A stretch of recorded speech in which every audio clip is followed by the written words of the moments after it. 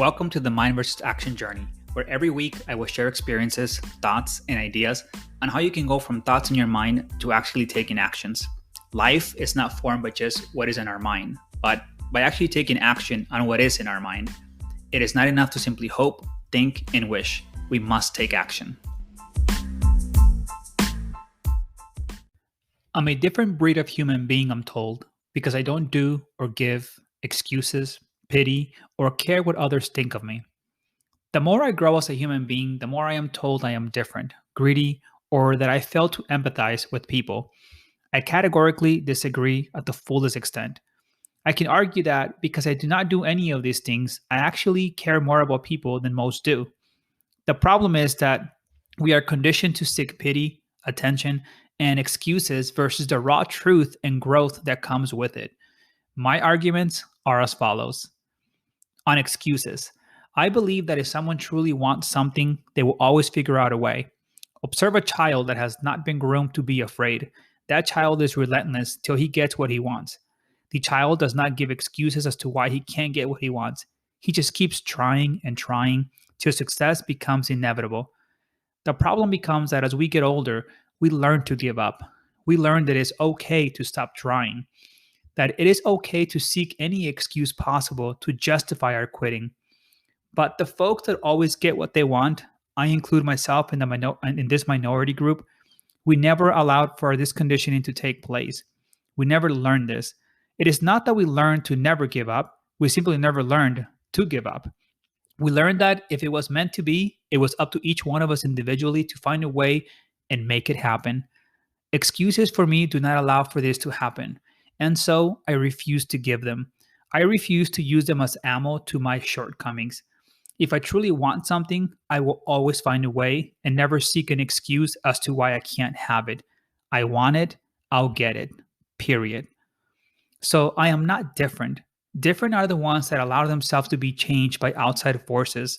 Different are the ones that once they know they have the power to wield their futures to their likings, they choose not to. I have stayed the same ever since I can remember. The only thing that changed in me is the way I go about getting what I want and the updates I have done on what I want as I progress through life.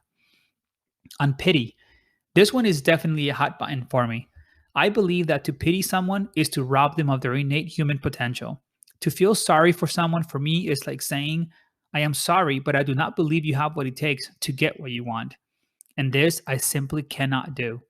I believe that every single human being, regardless of their condition, can find happiness. I believe that once you pity someone, you automatically block them from even trying to figure out a way. You automatically make it okay for them to quit. You automatically rob them of their ability to tap into that great 3 pound machine that we possess inside our head.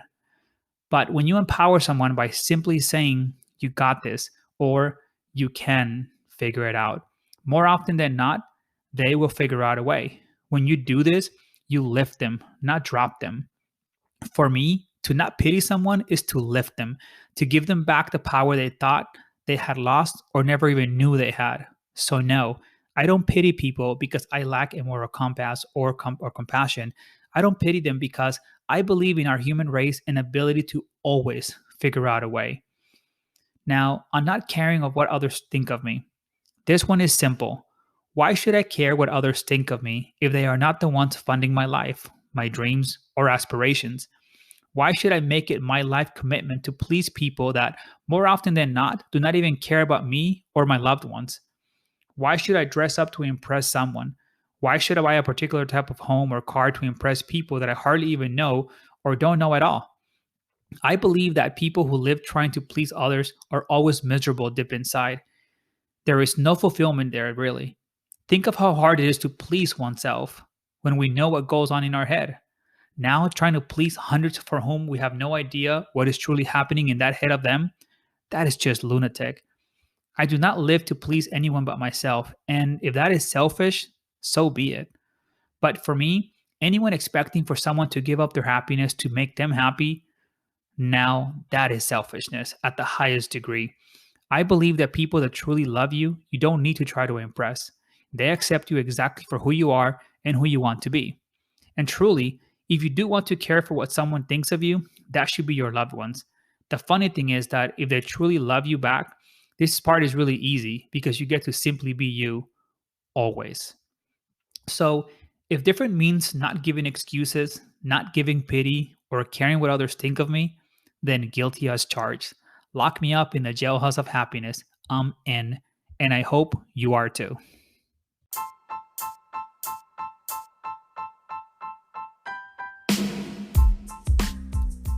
Please subscribe to my blog, podcast, or YouTube channel to get notifications when my weekly entry is posted. I promise I will never disappoint. Thank you. Until next time, I challenge you to own your thoughts, actions, process, results, and ultimately your life story.